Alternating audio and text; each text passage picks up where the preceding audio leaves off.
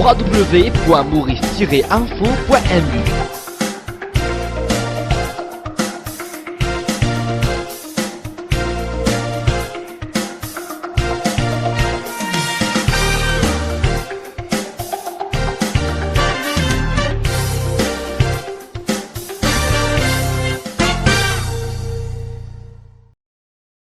Juan Carlos Fernandez Zara, bonjour. Bonjour.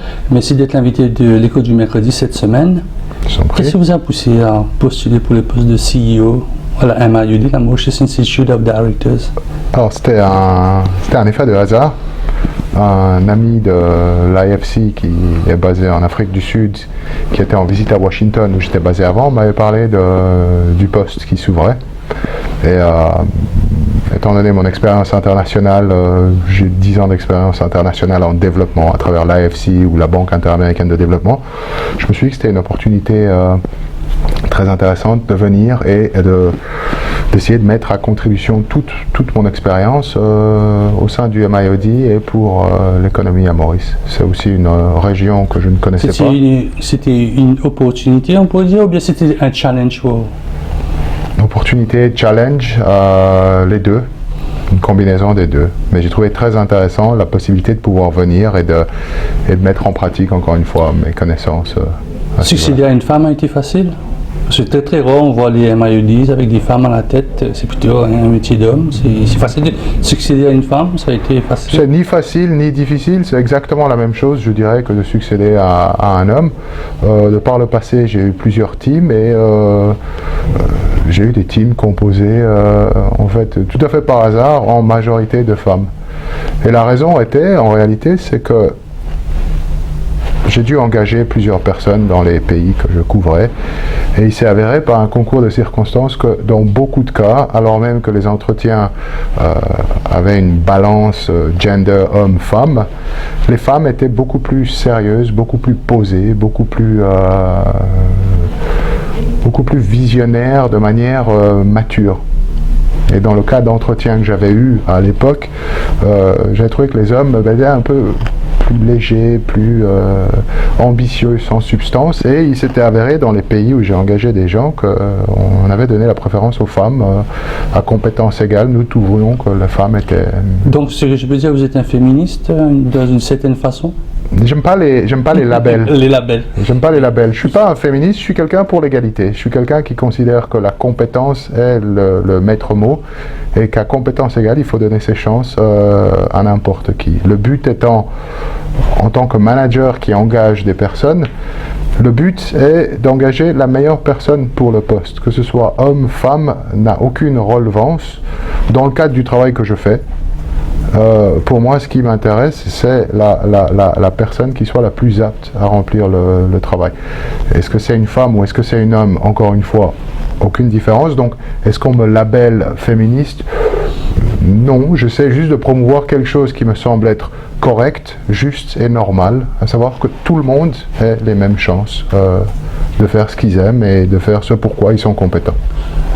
Revenez un peu plus dans la MIUD. Comment va le MIUD actuellement? Comment il va? Il y a plus de membres. On sait qu'il y a certains nombres qui sont rentrés. Est-ce que le MIUD va bien, on peut dire? Le MIUD est en transformation. Donc, dans le sens où nous essayons, et c'est aussi ma venue, moi j'ai été engagé sur l'idée de faire un MIUD 2.0, c'est-à-dire comment on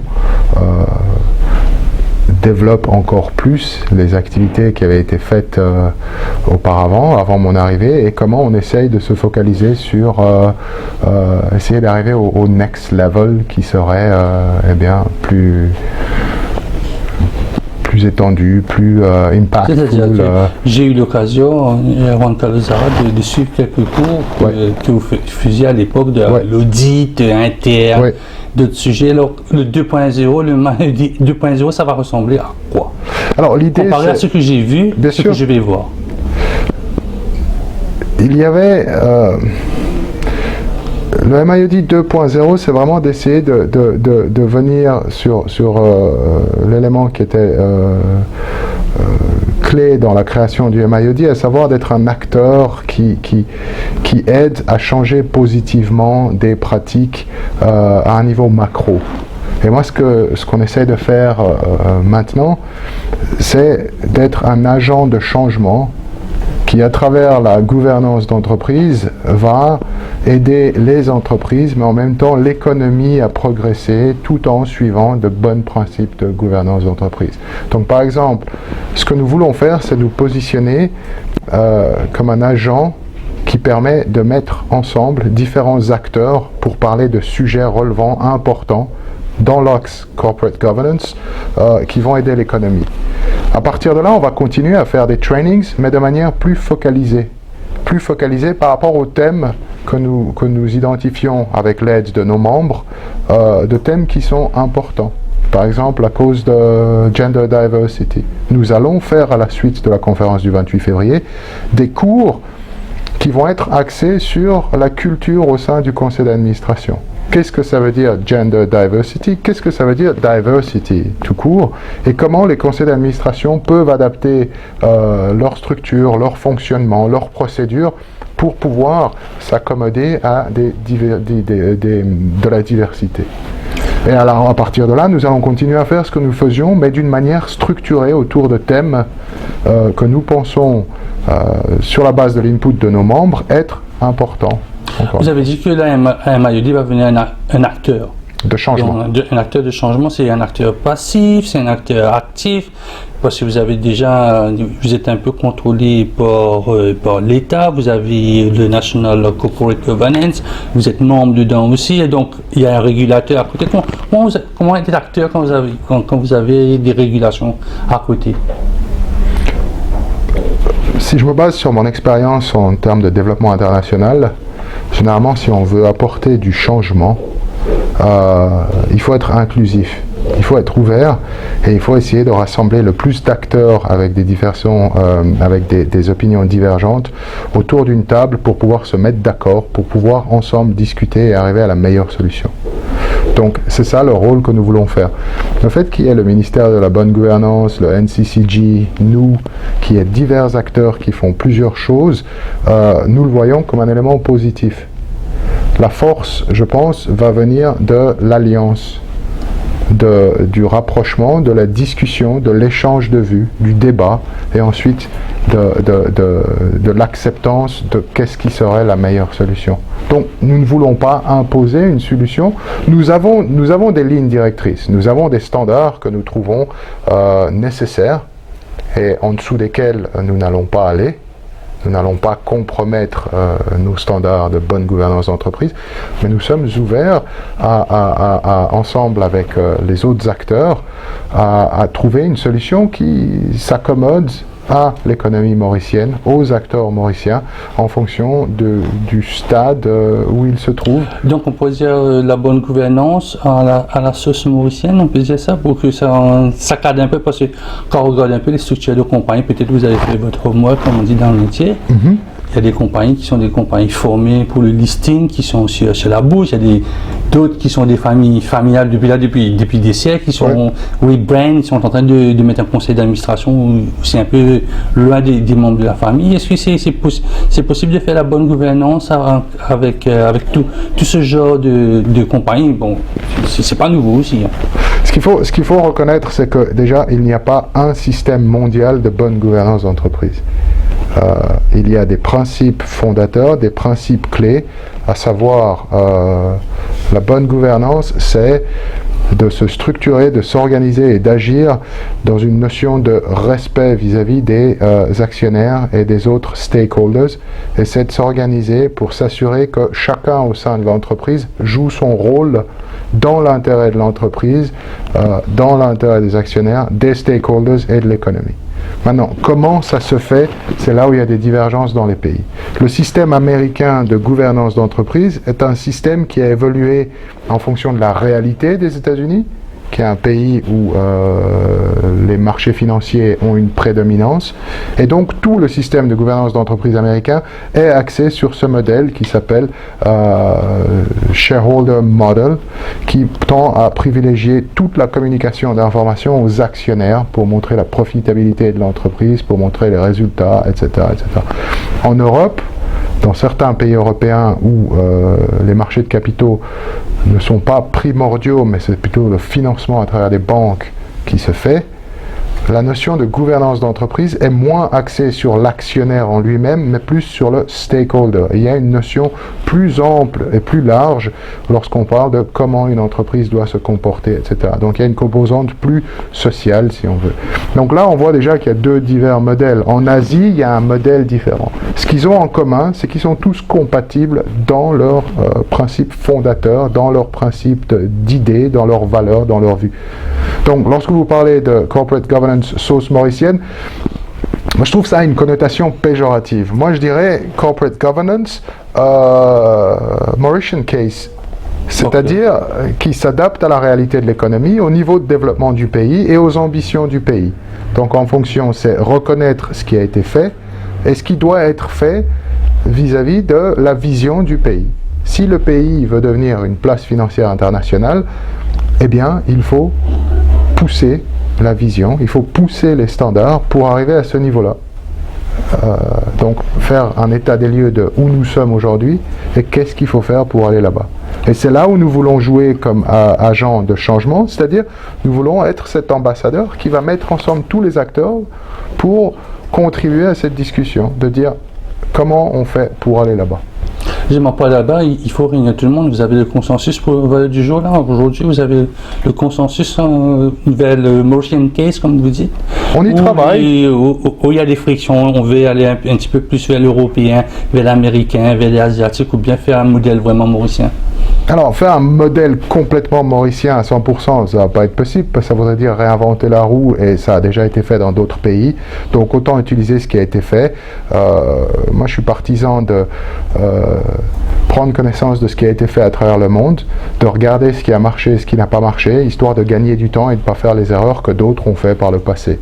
Donc, il y aura un modèle qui sera, et qui est en train de se faire aujourd'hui déjà, hein, je veux dire, sans le rôle du MIOD, c'est un modèle qui tient en compte de ses réalités et qui tient en compte de ses aspirations.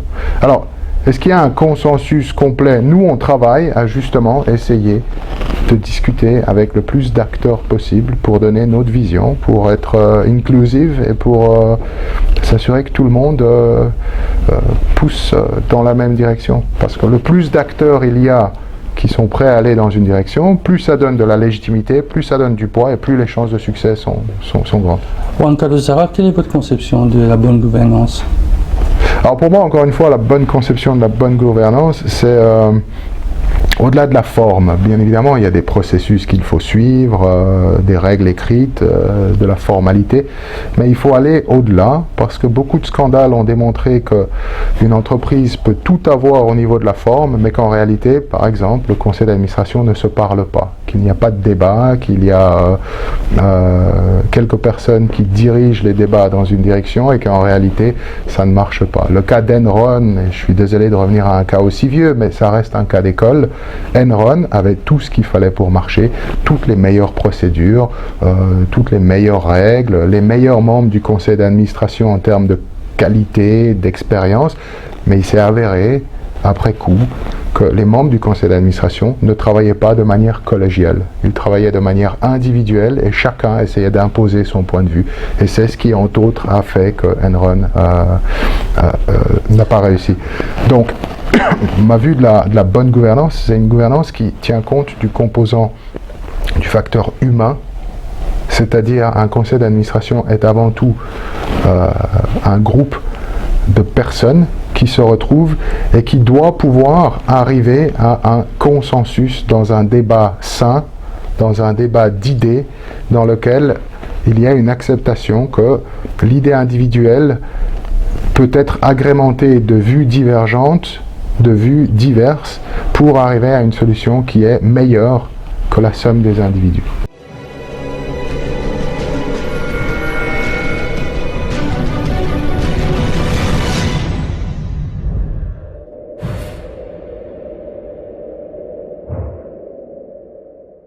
Donc, quand on regarde une compagnie, on peut regarder que les procédures sont bonnes, mais au fait, au sommet de l'arbre, les fruits sont gâtés. Alors, c'est un peu ça. Ça peut arriver dans beaucoup d'entreprises et à travers le monde, ça arrive. Il y a beaucoup d'entreprises, si vous regardez dans la presse internationale, des débâcles d'entreprises, souvent on va voir qu'un des problèmes était que le conseil d'administration ne fonctionnait pas correctement, alors même que toutes les procédures étaient en place, mais qu'il n'y avait pas suffisamment de discussion, qu'il n'y avait pas suffisamment de débat.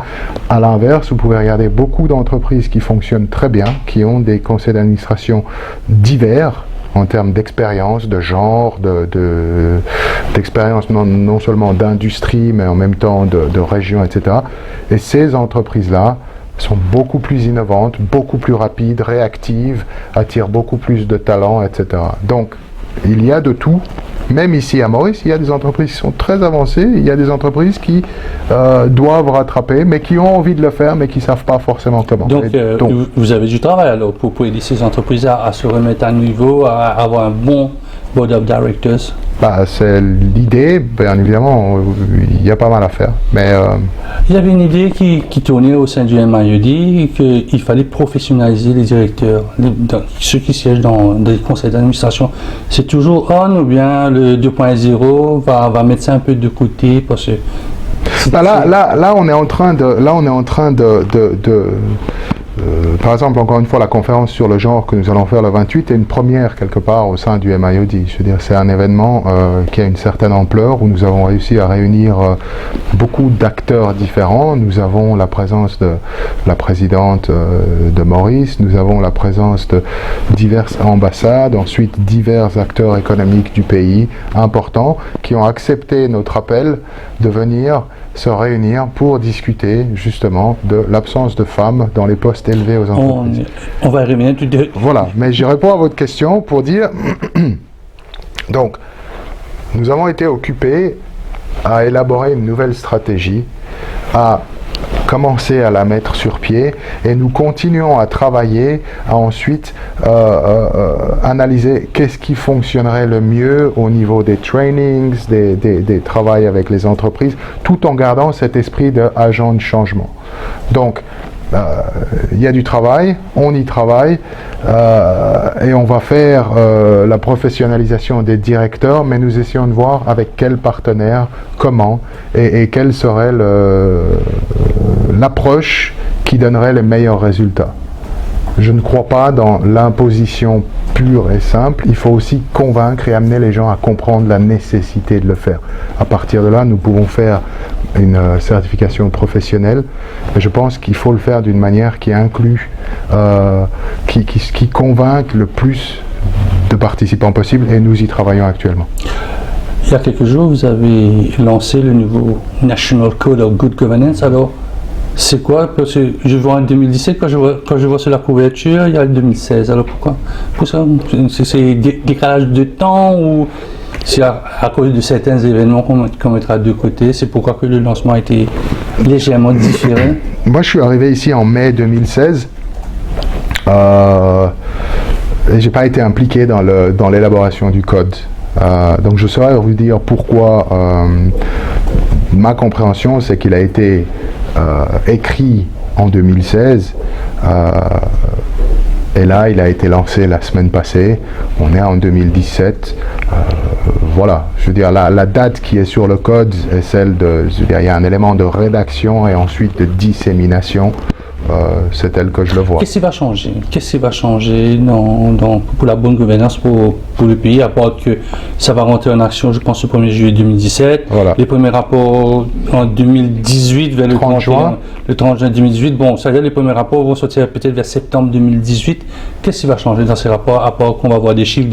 Il y aura des phrases clés qu'il faudra qu'on regarde dans les rapports. Alors l'idée de ce nouveau code, à travers son approche Apply and Explain,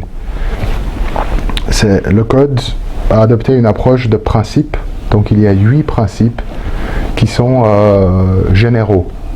Par exemple, le premier dit que les entreprises doivent être dirigées par des conseils d'administration efficients. Le terme efficient est large. est sujet à interprétation. Ce qui est efficient pour une entreprise d'une certaine taille, d'une certaine complexité, ne l'est pas forcément de la même façon pour une autre. Donc le code a cette structure de 8 principes, volontairement larges, qui ensuite a une certaine quantité de guidance notes qui servent à guider les entreprises sur comment interpréter, comment implémenter ces principes. Donc le changement de ce nouveau code, c'est justement de dire apply and explain. Ça veut dire non seulement entreprise, vous devez rentrer en ligne avec les principes, mais vous devez expliquer comment vous l'avez fait. Et c'est là la beauté du code, c'est que dans son intention, il veut pousser les entreprises à aller au-delà de la forme. Il veut pousser les entreprises à réfléchir plus profondément à la gouvernance d'entreprise, comment le faire de manière plus efficace. Et le code demande aux entreprises de rapporter ensuite à travers leur website et leur rapport annuel sur comment elles ont implémenté. Et ça, c'est ouvert à la discussion avec les actionnaires, les régulateurs, etc. Donc, les actionnaires pourront prendre connaissance de ce que l'entreprise a fait et contacter l'entreprise pour dire nous sommes d'accord, nous ne sommes pas d'accord. Et là, l'idée du code, c'est aussi qu'il y a un débat positif qui arrive pour le changement positif. Donc le code est une très bonne chose. Et je pense que si les entreprises se prennent au jeu complètement, elles vont voir les bénéfices positifs d'une bonne gouvernance d'entreprise dans le sens de... Oui. Vous personnellement, Juan Carlos Zara, vous pensez que le code, tout le monde va l'appliquer ou bien il faudra s'attendre 2020, 2021 pour que tout le monde soit vraiment acclimaté avec ce nouveau code-là? Il est clair que c'est un nouveau code, c'est une nouvelle approche, donc il va falloir un temps d'adaptation. Il y aura une phase, j'imagine, naturelle d'adaptation. Est-ce que tous les rapports en 2018 seront excellents et parfaits? Je pense pas. Je veux dire, je sais pas. Je l'espère, mais les entreprises vont peut-être devoir faire du fine-tuning, d'apprendre et as we go, s'améliorer. Et je pense que c'est l'idée aussi. Mais il n'y a pas une possibilité, excusez-moi de rentrer un peu dans la polémique, possibilité qu'on mette la phrase juste pour faire joli. Bon, là, oui, je sais qu'il y a 3 types de phrases que j'ai vu un peu dans survolant le guide. On va mettre une phrase et après on va dire c'est joli, on l'a fait, après rien n'a été fait. Ça aussi c'est possible. Mais tout est possible. Je veux dire, de toute manière, si on regarde à travers le monde, tout est possible. Je veux dire, aux États-Unis aussi, par exemple, si on prend cet exemple, après la crise de 99, pardon, je suis suisse, donc 99. On a compris. 99-2000, les États-Unis ont adopté Sarbanes-Oxley, qui avait pour but d'être beaucoup plus demandant en termes de gouvernance d'entreprise pour les entreprises. Les sanctions étaient très lourdes vis-à-vis des CEO, CFO, etc. Et là aussi, on a vu qu'il y a des entreprises qui autant ont joué le jeu et l'ont bien fait, autant il y a des entreprises qui ont essayé de passer à travers les mailles du filet. Donc, dans tout pays, on voit que lorsqu'une action régulatoire ou codificatrice est adoptée, on voit qu'il y a ceux qui jouent le jeu et ceux qui essayent de faire le moins possible. Je pense que Maurice n'est pas l'exception. Je veux dire, il y aura certainement un pourcentage qui va essayer de... L'idée va être de voir comment repérer ceux qui essaient de passer à travers les mailles et comment prendre des actions correctives. Nous, à travers nos activités, ce que nous souhaiterons faire, c'est convaincre les entreprises que c'est dans leur intérêt d'adopter pleinement les bons principes de gouvernance d'entreprise. C'est vraiment le message que nous voulons faire passer. Au-delà de la forme et de faire des phrases toutes faites qui annoncent quelque chose, c'est vraiment de comprendre le business case. Les entreprises qui le font bien, et ça c'est démontré à travers le monde, gagnent financièrement, en réputation, réduisent leurs risques, réduisent leurs chances d'avoir des crises. Je veux dire, il y a beaucoup, en plus d'attraction pour les investisseurs qui sont prêts à payer plus. Il y a énormément d'arguments qui démontrent qu'une entreprise qui le fait bien a tout à y gagner. Donc c'est ça ce que nous voulons faire à travers des promotions, à travers des cours, à travers des awareness raising, et nous allons le faire avec des partenaires pour vraiment nous trouver dans la situation où nous sommes le plus grand nombre d'acteurs possible qui faisons passer le message. Vous l'avez dit dans votre discours à Eben, donc le MAED sera impliqué au niveau de la formation, des cours, de l'awareness. Oui. Votre plan d'action est déjà prêt ou il faut l'attendre un peu? Non, en mars, nous allons lancer. Là, c'est juste mars, c'est-à-dire dans quelques jours. C'est-à-dire, il faut que nous parlions, et nous avons déjà initié certaines discussions, mais il faut que nous parlions avec certains acteurs pour voir comment le faire. Il faut vraiment adapter. Nous voulons le faire bien. Donc, en mars, très probablement, c'est le plan. Nous allons lancer déjà peut-être 1 ou 2 sessions d'information, si c'est possible. Et nous allons continuer ensuite pour nous assurer qu'à travers nos activités, les entreprises seront prêtes le moment venu. Donc ce sera du in-house ou bien où tout le monde va être dans une grande salle de conférence, vous allez parler à beaucoup d'acteurs, que ce soit du privé, de l'État, des organisations para-étatiques ou... Les deux. Sur les entreprises qui souhaitent le faire in-house, nous sommes prêts à le faire. Et ensuite, il y a quand même un besoin de awareness raising. Donc il y a un besoin de le faire de manière inclusive, dans lequel diverses entreprises peuvent venir et avoir échange d'idées. Alors, échange d'idées, le code est adopté, et quelque part maintenant, c'est pas une consultation que nous allons faire, le code est là, il est tel qu'il est. Maintenant, c'est plus une explication de qu'est-ce que le code, qu'est-ce qu'il implique, à qui il s'applique, comment, qu'est-ce qu'il faut faire, qu'est-ce que les entreprises doivent restructurer, de quelle manière. Donc ça va plus être l'information, formation, pour dire voilà ce qu'il en est, comment pouvez-vous faire pour tirer le mieux parti de cette situation. Juan Calozara, j'entends beaucoup de bruit dans votre bureau. Ouais. Justement, vous préparez avec... cette conférence qui aura lieu à l'Emérydia le 28, alors pourquoi avoir choisi Gender Diversity? Je m'attendais plus à une conférence sur la bonne gouvernance, sur l'audit ou quelque chose comme ça. Pourquoi avoir choisi ce thème-là? Pourquoi le gender? Parce que il y avait la question de la diversité qui se pose au niveau des conseils d'administration.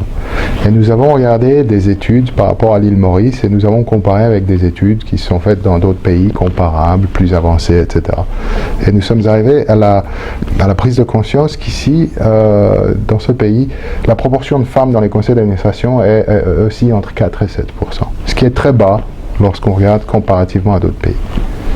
Et nous nous sommes dit, vous voyez, la bonne gouvernance d'entreprise implique notamment de s'assurer que le conseil d'administration est composé de telle manière que ça bénéficie à l'entreprise et aux actionnaires. Et là, nous sommes arrivés à la conclusion que avec 4 à 7% de femmes au niveau macroéconomique dans les conseils d'administration, il y a un gap en termes de diversité. Il y a un potentiel qui n'est pas utilisé. Ce pays a la parité et quelque part tout à coup on voit que lorsqu'on grandit au niveau de l'échelle hiérarchique des entreprises, la proportion de femmes se réduit jusqu'à arriver à presque insignifiante, si vous voulez, en termes de pourcentage au niveau les plus élevés des entreprises. Donc nous sommes partis du postulat que s'il n'y a pas de diversité dans les conseils d'administration manquent d'éléments pour pouvoir améliorer les décisions, pour pouvoir être plus réactif, plus innovant, etc. Et donc ça peut nuire à la bonne gouvernance d'entreprise. Et nous nous sommes dit, c'est un sujet d'actualité à travers le monde. Et nous nous sommes dit, ce serait l'opportunité de pouvoir amener un débat positif, de pouvoir inclure des gens autour. Et nous avions aussi pris l'opportunité de l'annonce du budget l'année passée qui disait que une règle devrait être adoptée pour rendre obligatoire la nomination d'une femme au moins dans les entreprises listées à la bourse. Donc nous nous sommes dit, ça pourrait être un point d'ancrage d'essayer d'observer qu'est-ce qu'on peut faire à partir de là.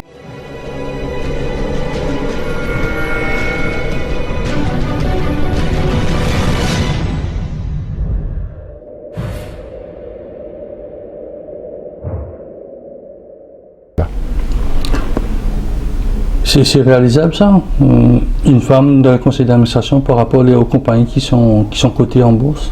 C'est déjà fait. Est-ce qu'on peut dire valeur du jour? Parce que quand je regarde un peu vos membres, ils sont un peu listés dans la bourse. Est-ce que c'est déjà fait? On peut dire que c'est done? Non, pas toutes les entreprises n'ont des femmes. Je n'ai pas les chiffres en tête maintenant. C'est quelque chose que nous allons débattre lors de la conférence du 28 dans le panel sur les conseils d'administration que je vais modérer. Il y a des entreprises qui ont des femmes, il y a des entreprises qui n'en ont pas. Comment on arrive? Et est-ce que ce qu'il faut tenir en compte, c'est, et la question qui va être débattue dans le panel, c'est est-ce que le côté prescription obligatoire à lui seul fonctionne? Ou est-ce qu'alors le côté, si on va de l'autre extrême du spectre, est-ce que le côté purement volontaire des entreprises fonctionne? Vous voyez? Et est-ce qu'il y a un juste milieu qui peut être trouvé? Si on laisse les entreprises faire ce qu'elles veulent, on a vu aujourd'hui que 4 à 7% des board members sont des femmes. Donc on voit que le pur volontaire ne marche pas complètement. Maintenant, on a vu dans d'autres pays que lorsque ça devenait purement obligatoire, disons de dire dès demain il y aura une parité 50-50, ça va se faire, mais sur le long terme, on voit qu'à un moment donné, ça devient que du check the box. C'est-à-dire des entreprises finissent par dire tiens, il me faut une femme, vite, voilà. C'est ça que vous craignez, que Maurice aussi arrive à ce point-là, on check the box, on met une femme pour le plaisir de alors la loi, non? Nous, Corporate Governance, MIOD, on est contre le check the box. Pour nous, c'est aller au-delà, c'est vraiment il faut que la bonne gouvernance fasse partie de l'ADN de l'entreprise. Donc, par définition, si la solution adoptée est de dire il faut que ce soit obligatoire et check the box, c'est-à-dire on est contre. Parce que le check the box n'est pas sustainable, puisqu'il part de la prémisse qu'on n'y croit pas, mais il faut le faire parce qu'on nous l'a forcé. Vous comprenez? On peut rendre obligatoire le port de la sécurité, de la ceinture de sécurité dans une voiture. C'est un acte qui sauve des vies, ça a été prouvé, et ça ne coûte pas grand-chose culturellement de juste faire clic. On le fait, c'est fait. Maintenant, de demander à un conseil d'administration qui a été géré par des hommes pendant X années de subitement accepter la venue d'une femme dans le conseil d'administration parce qu'en plus ça a été forcé, je pense que c'est pas sustainable si c'est pas fait avec des mesures d'accompagnement. Mais c'est quelque chose qu'il va falloir débattre avec les autres participants au panel, de voir est-ce qu'on est tous d'accord, est-ce qu'on trouve une solution là-dessus. Dans la conférence de presse de présentation de cette conférence, vous avez présenté une étude sur 3 points. Alors, comment est venue cette étude-là pour voir qu'il y a des d'équerre, que les femmes arrivent à un certain âge, elles sont complètement bloquées? Il y a même une journaliste qui vous a parlé du plafond arrivé à certain... Pourquoi avoir fait cette étude-là? Parce que nous, alors c'est pas une étude formelle académique, c'est plus des discussions que nous avons eues avec nos membres. Ce qui s'est passé, c'est qu'au début, nous voulions parler du conseil d'administration. Donc nous voulions lancer cette initiative et nous focaliser sur ce qui est notre core business, à savoir les conseils d'administration. Et lorsque nous avons parlé avec plusieurs entreprises, une des réponses qui est revenue fréquemment, c'était de dire nous voulons plus de femmes, mais il n'y en a pas. On n'arrive pas à trouver le niveau de compétence que nous souhaitons trouver pour notre entreprise ici à l'île Maurice. Bon, alors, nous avons discuté encore avec d'autres personnes pour essayer de voir, alors, qu'est-ce qui fait qu'il n'y a pas de femmes dans votre perception à l'île Maurice? La question aussi va être débattue dans la conférence, à savoir, est-ce qu'il y a en fait suffisamment de femmes? Est-ce que les entreprises utilisent des critères qui défavorisent les femmes qui existent actuellement compétentes pour remplir les postes de conseil d'administration? C'est quelque chose qu'on va débattre. Mais nous sommes partis de ce postulat-là, donc, soi-disant, il n'y a pas assez de population, et nous avons parlé à d'autres entreprises pour voir est-ce que c'est vrai ou pas. Et il s'avère que beaucoup d'entreprises se trouvent dans cette situation où, au niveau des postes d'entrée, il y a beaucoup de femmes. Parce qu'il y a, si on regarde à l'université, etc., il y a plus de gradués femmes actuellement que d'hommes. Donc, dans les niveaux d'entrée, il y a plus de femmes dans les entreprises. Et dès qu'on monte dans la carrière, qui coïncide aussi avec l'âge de mariage, de fondation de famille, tout à coup on voit que la proportion de femmes diminue graduellement pour arriver au sommet à quasi-absence de femmes. Et donc en discutant avec les entreprises, on s'est rendu compte, et en regardant aussi ce qui se passe à l'étranger, on s'est rendu compte que parmi le nombre incalculable de causes qui empêchent les femmes d'arriver à des postes élevés, il y a la question du daycare, qui est une réalité. C'est-à-dire qu'une jeune famille qui a un enfant, ben, quelqu'un doit prendre soin de l'enfant, et s'il n'y a pas d'infrastructure, eh bien, c'est généralement la femme qui va être amenée à devoir le faire. Donc elle doit se retirer du travail. Sauf si, peut-être, alors on lui donne une facility daycare pour qu'elle puisse donner son enfant en toute confiance et puis travailler. Après, la question de flex time que nous abordons dans un autre panel est venue du fait que lorsque les enfants vont à l'école, donc il n'y a plus la question du jeune enfance, c'est encore une fois la femme qui se retrouve dans le rôle de devoir prendre soin de l'enfant, d'aller le chercher à l'école, de faire les devoirs, d'aller voir les profs, etc., etc. Et là, ça pénalise sa progression de carrière, dans le sens où c'est la femme qui doit partir plus tôt, qui ne peut pas deliver long hours, etc. Et lorsque vient la performance review à la fin de l'année, généralement on va donner la performance à l'homme et pas à la femme, ce qui a une tendance à démotiver, à les faire sortir du marché du travail et à les laisser stagner dans des positions auxquelles elles ne peuvent pas évoluer. Donc c'est là où nous avons dit, voilà, nous allons travailler sur ces deux causes pour dire, essayons d'avoir plus de femmes aujourd'hui au conseil d'administration, mais essayons de travailler aussi sur des solutions qui, à l'avenir, vont permettre d'avoir un pool plus élargi de compétences. Je sais que vous êtes très pris. Dernière question, Juan Carlos Fernandez-Zara. Il y aura une solution, 3 solutions, ou bien un mélange de solutions, motion case, comme vous dites, pour que... Parce qu'on ne va pas voir des crèches s'ouvrir de partout dans les compagnies. Est-ce que ces compagnies vont investir dans des crèches pour que les enfants de leurs employés, au masculin comme au féminin, ont un endroit pendant que les parents travaillent? Alors nous, ce qu'on aime explorer, c'est justement, on aime bien aller d'un côté et de l'autre du pendule, et lorsqu'on débat, d'essayer de voir quelle est la position ici, quelle est la position là, et est-ce qu'il y a un juste milieu. Ou c'est peut-être mon côté suisse, on aime le compromis, on aime couper la poire en deux. Mais c'est de acknowledge une position, une autre, et de voir qu'est-ce qui peut ressortir de mieux. Donc, est-ce qu'on va avoir une solution? Non, parce que de la manière que nous avons divisé la conférence, le premier panel étant le panel de la présidente et des ambassades pour discuter de cas globaux, qu'est-ce qui se passe, comment Maurice se positionne.